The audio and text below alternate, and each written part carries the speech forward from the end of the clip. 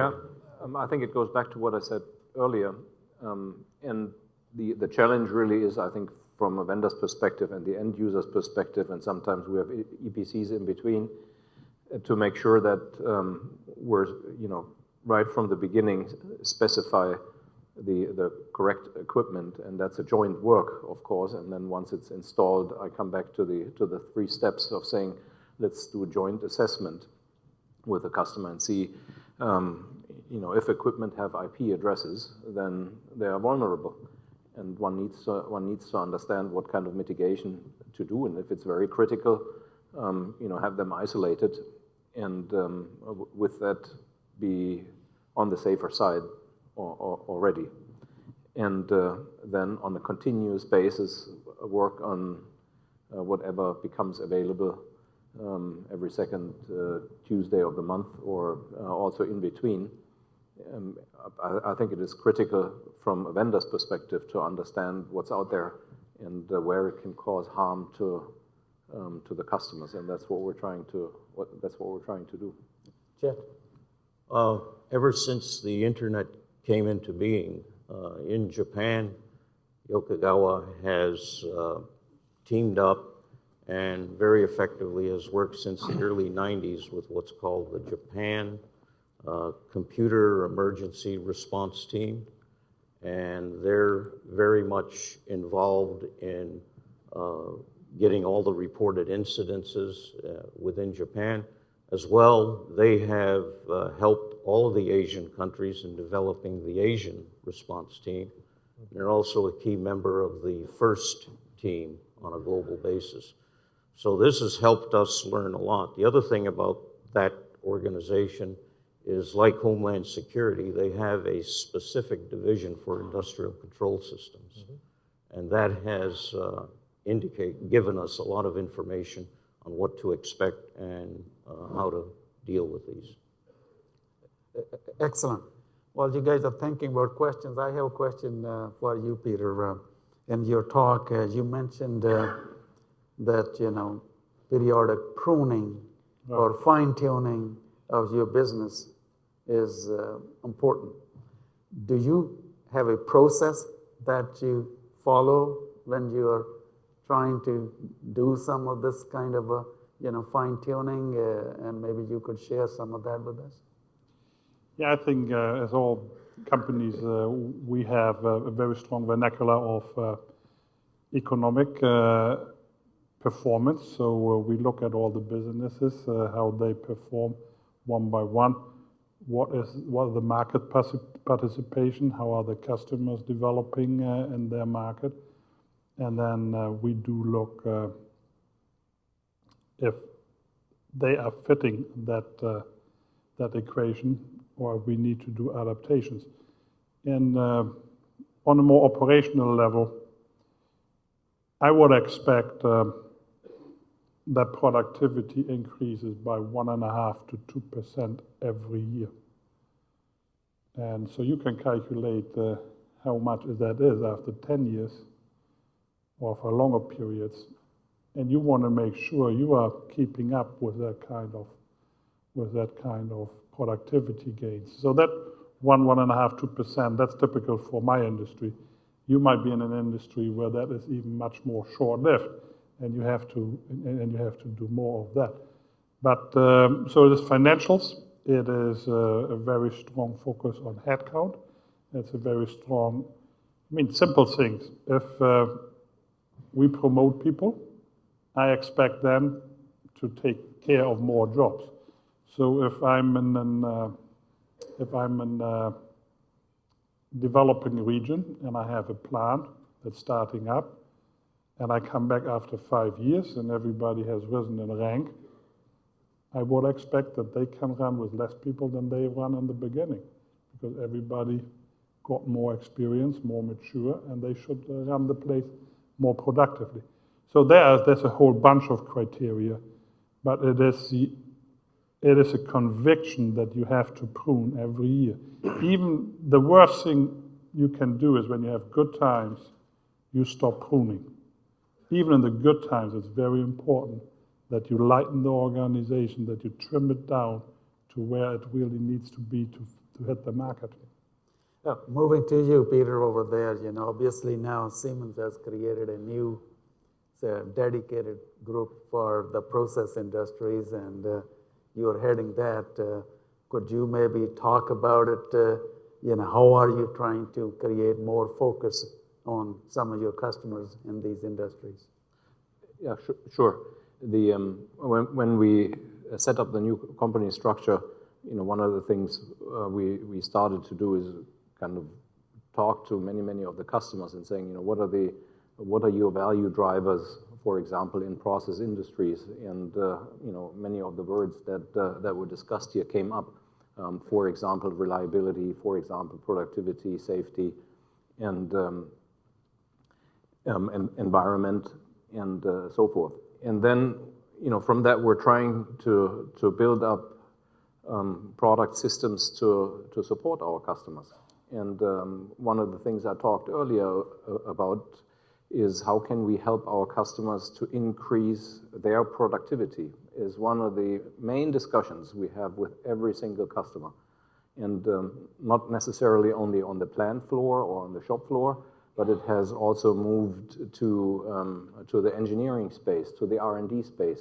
How can we parallelize kind of some of the activities so that the time to market for some of the products that our customers manufacture come out quicker? These days, and Peter was mentioning it, the customer is not necessarily only looking for a product, but they're looking for a customized solution. So everybody wants to have a car that he has designed for himself that is different to the car of all neighbors, but at the same time he can pick it up in the lot with a delivery time of a day or two. And so we need to support our customers in making that happen, in allowing them to be very flexible, for example, to create custom-made paint in very small lots and have it still at the lowest cost possible. And that's only possible if we're reducing all the efforts that are done on the R&D and on the engineering side at the customer. That's why it's so critical from our perspective to look into more advanced engineering and systems. Thanks. Chet, 100th anniversary. Okay. You got any new solutions, anything special you are doing for your customers this year? Well, I guess the issue here is how do we help our customers become more productive? And I heard earlier in some of the presentations here that we're trying to reduce the number of people. That's certainly a task for efficient companies and so on. However, the human issue will always be a key part of running a process plant, a power plant, a refinery, or whatever. And we're trying to put more attention on how to develop that capability of the human to use the technologies in different ways to increase their productivity, efficiency of the plant, and so on. So we have quite a bit of effort going on in the human reliability aspects of this and teaching people different ways of using this technology. Excellent. Okay, let's move over here. Yeah. Hi, I'm Keith Berryman. I'm a reliability guy, so slight change of subject. One of the frustrations I get out of building data and driving the information that we can get is that technology is exciting and we can bolt things together, but you have to do something with the data that you get. And culturally, our organizations that I've worked with are not prepared to act on the data because it doesn't fit their cultural paradigms. We flog our equipment. Somebody was describing earlier to me, where we run a concrete plant and we run it to death because we've got to get concrete out and so on. Do you guys have some advice for us on culture change and how we can drive that, both from obviously from a Dow point of view, you're in that seat, but from a software, manufacturing point of view, what are we doing to drive that culture change? Yeah, I think that's a very good remark. I was smiling to myself here. It starts a lot with the behaviors and the expectations we have. So we have also at times the tendency to reward the people that jump out of the box and repair a broken piece of equipment, and they get all the rewards and the shoulder clapping, instead of rewarding the people that prevent that occasion in the first place. So you have to really culturally think hard, what kind of behaviors do you want? Is it the predictive mind that is preempting issues, or do you always applaud those people that come in on a weekend or in the middle of the night and do an extra job for you? The other element that is important, we haven't discussed here a lot, it was the CEO of Yokogawa who called it out as globalization. The key question for me is often in a big company like ours, how do I ensure what I learn in one place is readily available and employed in another place? And also there, we are fighting things like the non-invented here syndrome, but the technology centers I spoke earlier about, they are key to get the culture in place, to get a predictive, preventive mindset in place, and also leverage very fast what's going on. It's also sharing information for an economic purpose. So the businesses we have, they're all global. They are not regional. So if something happens in North America, that gets relayed real time into Europe, and people can respond to it or look at it. So that is important. But I have a lot of sympathy with what you say. There are people that have the right data, but nobody is listening. And that's an issue. Okay, any other question? Great answer. Yeah, okay, over there. Go ahead. Jamie Smith, National Instruments. So as we go out 10 years from now, we're going to look back and we're going to see the industrial Internet of Things will be building out, and we'll be making a lot of progress, and there'll be a lot of great innovations. But put yourself in that time frame 10 years from now and look back. What do you think is going to be the mistake that organizations make again and again over this next decade? Okay. What did he ask? So maybe General, you have a, do you study that in your organization? Anybody would like to comment? Okay, go ahead, Peter. Yeah, well, the first thing I'm going to say in 10 years from now, the biggest mistake was that I didn't retire earlier. But a joke aside, the second thing probably everybody would say we should have done it much faster, which is how flat can you be in the statement? We understand from many of the customers it is a tremendous effort to go through that culture change of, and it was mentioned earlier somewhere here, to drive the assets to the second where they die, as opposed to coming up with a more forward-looking way of running the operation. I guess what I'm saying is that I don't have a real answer, and I would try to do it as fast as the organization can do it. And I think it's specific for every company. Well, I will add a comment. Really just a year or two ago, we were reading that, autonomous cars, maybe will come 10, 15 years from now. This year, at the Consumer Electronics Show and the Automotive Show, in fact, the CEO of BMW and CEOs of all these companies, they are getting on the stage. They are saying autonomous cars will be on the road within 5 years. Yeah. So technology is moving faster and faster. And as I mentioned to you in my comments earlier, software comprises only 10% of the value of the car today. But with these autonomous cars, it's where the value is going to be.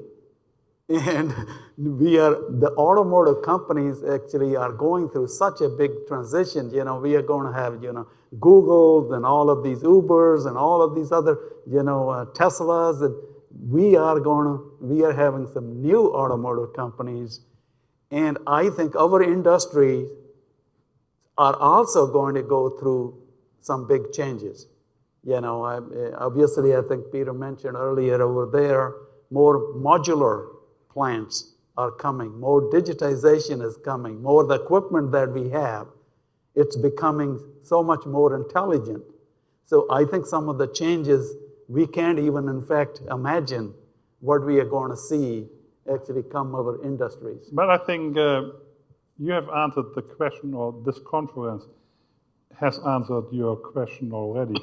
Because when I look around in the room next door, there's a lot of new stuff I have not seen, I might have heard, but out here, most of the things you show, I'm pretty sure, are not implemented throughout the industry already, otherwise you would not show it.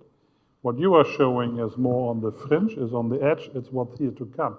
And when you look at the technology cycles in our industry, what you discuss here in the next days, what you are showing over there, most likely that's what we will see in 10 years from now.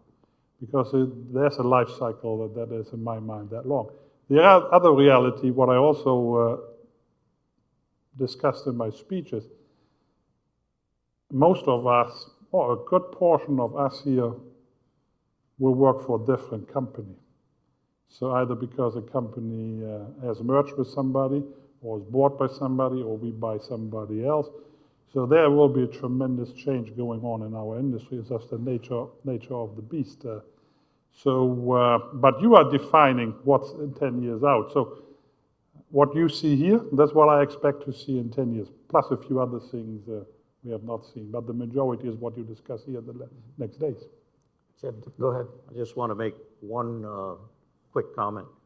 I think whether it's 10 years, 5 years, whatever, but all of these rapid changes in the technology that are going on right now are really going to have to make everyone in this audience, whether you're a supplier, vendor, service provider, end user, owner, operator, that our business models and our business is going to change rather dramatically because of this technology, and the transformation will basically force us to all ask the question, what business are we in? Excellent. Okay. Go ahead, sir. Wayne Labs, food engineering. Just to piggyback on this last question, it's all great that we're going to have all this technology keeping track of our machines and equipment and things in our homes, but what is the impact on individual privacy in 10 years? I'll jump on that one, or at least I'll start the conversation.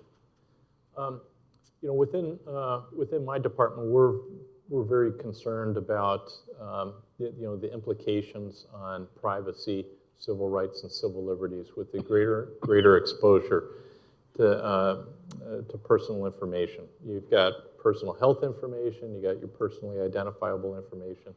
There's been academic studies, and off the top of my head, I can't remember the name of the professor, but I remember he was from University of Colorado, and he published at a UCLA journal. He's a lawyer, by the way, talking about privacy. I think we all ought to be very concerned about what information that we are surrendering, even now, and giving it to different vendors and the like. I personally, when I fill out different forms, I'm looking at it and asking, why do you need this? Are you going to resell this? Or do you really need this information for a transaction? I think from a privacy, civil rights, and civil liberties aspect, we as a public need to have an open and honest dialogue as to what the implications are of sharing certain information, and then further, how is that information valued, who owns it, and how is it transferred? I know there's a lot of lawyers right now in Washington having those discussions, and I believe that as we take a look at the legislative process over the next couple of years, that's going to be one of the top agenda items in Washington for discussion, as it is currently in the European Union and other places around the world. I think it's going to be a hot topic, and thanks for bringing it up. Thank you. I'd like to shift the discussion a little bit about future workforce. We had a workshop yesterday, about bringing new talent to our industry. And Peter, as Dow is building, two highly, automated, lots of new technologies and your new plants, how are you going about preparing your workforce to operate and manage these future plants? I think when you look at Dow, the way we normally do it, if we go into a geographic area where we are not very well established, there will be some people from Europe, North America, Latin America, Asia to put the seed, to set the things up. But we have a policy that as fast as we can, we like to hand the operation over to local people.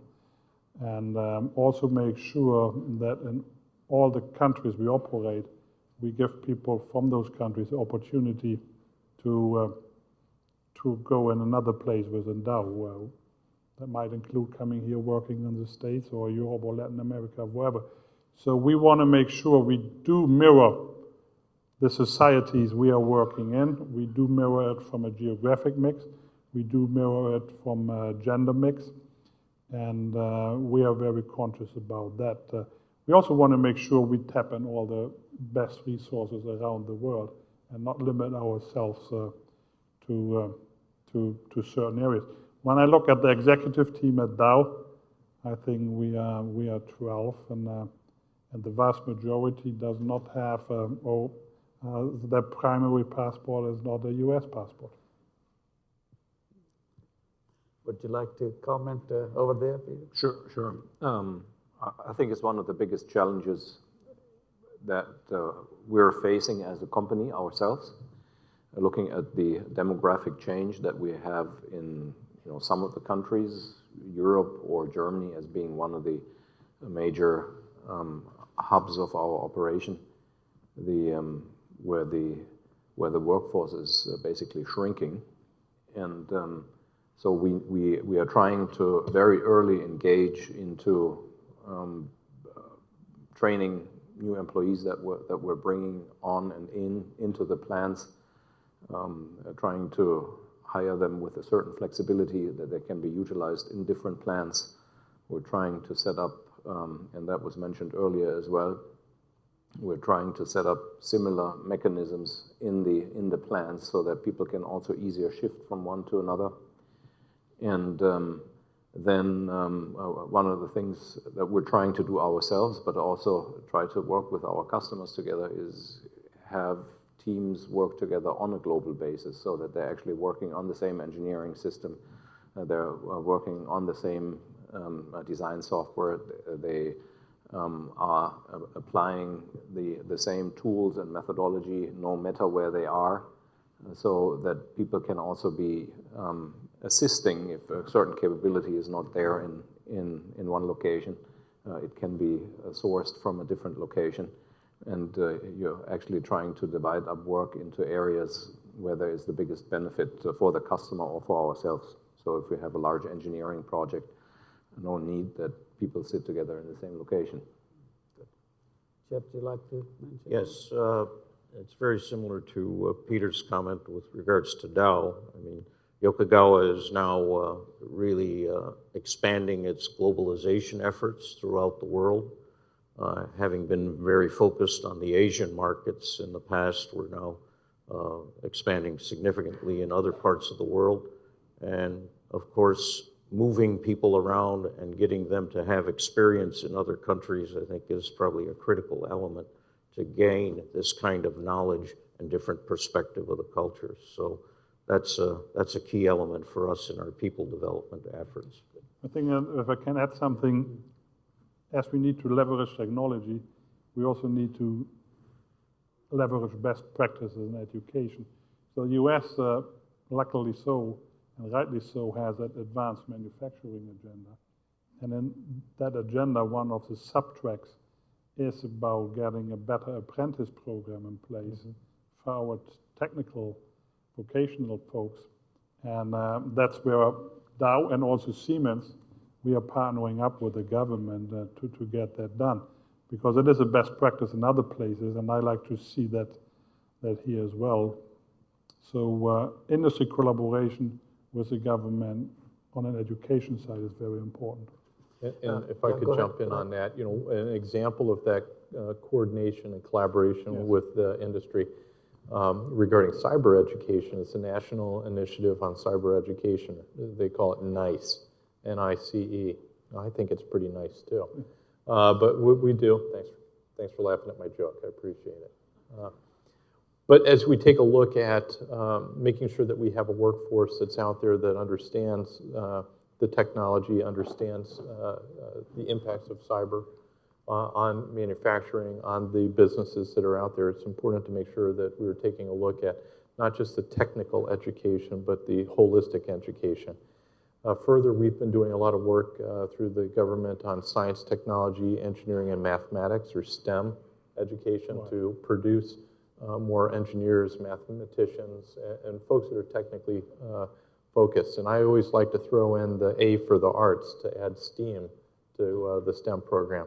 Because if you're technically oriented, but you're not able to articulate those technical concepts and the like, you're not able to incorporate them into a business for value for that business, you're not going to be as successful, and you're not going to serve your business or the nation well. So we as part of the federal government have been partnering with the commercial sector, the public sector folks, to make sure that we are targeting our education dollars and our investments for best effect.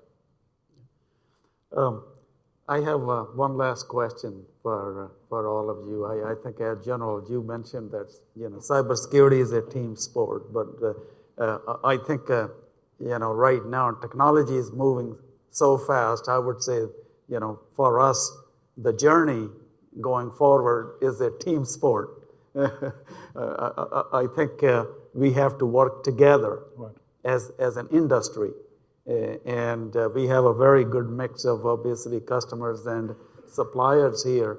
What I like to ask is, from your perspective as a customer, Peter, how could your partners help you, adopt these newer technologies and your plants and so forth? And from your perspective as a supplier, maybe how you could help your customers. Maybe we could start that with you here, Peter. How could your customers really help you in your journey going forward? I think it starts with very basic things. We look for partners that do share the same values than we have when it comes to ethics, when it comes to EH&S, when it comes to the values for our people. So there needs to be a good overlap for things to even start. The other element is we want to have, as I also said in my speech, we want to have true partnership. I don't like situations where one side depends on the other, where we hold, I wouldn't say hostage, but where there's a situation of dependence instead of interdependence. The other thing is we are a global company, so when you want to partner with us, and we don't mind if you come with us to other places. So today we have a big project in Saudi Arabia. Next, in a couple of years from now, we might start another big project in another part of the world. We want to make sure we have partners that are willing to go with us to that place. And then, obviously, we also assess the skills that the partner brings. How innovative is that partner? How cost-effective is that partner? And all those elements. So that's, we are a bit like the elephant. We do stick to our preferred partners for a while, but when necessary, we will also make a change. Maybe we could start from the end over there, Chet. From what we expect of our customers, or how we can get more collaboration going. There's a trend that I'm noticing throughout the chemical industry, especially the specialty chemical industry, is I've seen a series of many announcements that the companies are establishing a function in their operation called Chief Innovation Officer. And many of them are putting very key people into this kind of a role. And as a supplier that is putting more emphasis on our intellectual property and our ability to innovate, we would very much like to engage at that level with the customer, not the traditional R&D function, but this newer function which involves innovation. So that's a simple statement. Peter? I would like to give it a little bit of a different twist, because the customer-vendor relationship, I think, is a relationship of the past. I believe most of our customers are putting a lot of money into investments going forward, and many times they're also betting the company in that respect. So what they're looking for is a trusted partner, and that's how we want to work with it. As a trusted partner, making sure that both companies are successful, and it's been always our philosophy in Siemens that we're not letting a customer down. And if these are the basic fundamental principles, I think you can build on those and then work your way forward. If you're very innovative, or also if you're a little bit more conservative, that's something you can discuss with a partner, and you take on the speed that both feel comfortable with. General, from how could government help? Obviously you're already helping in cybersecurity. Your comments. Well, I'd like to echo what Peter said here. It's all about a partnership. We don't have the traditional producer-client relationship, but rather we are a provider of services for the common good. And our reach is international as well. For example, our United States Computer Emergency Response Team has relationships with over 200 different certs around the world. I think when we take a look at things, we look at things from the standpoint of partnership, as Peter said. We're all in this together, and as I mentioned in my speech, I view it as the cyber neighborhood watch. We've got to continue to share information, identify best practices. We don't have a monopoly on good ideas, so we have to share so that we can raise the bar, as it were, for everybody. And further, we've got to be responsive. If you come to me with a request for information, I've got to respond in a timely and accurate manner, and in a manner that is understandable by you and useful. Similarly, I'm expecting the same with that relationship as a partner. So I think if we approach the future as partners, I think we'll be well served to help each other. Any last comments? Anybody? Well, with that, let's give a big hand to our panelists. Please join me thanking our panelists. I think yes. And we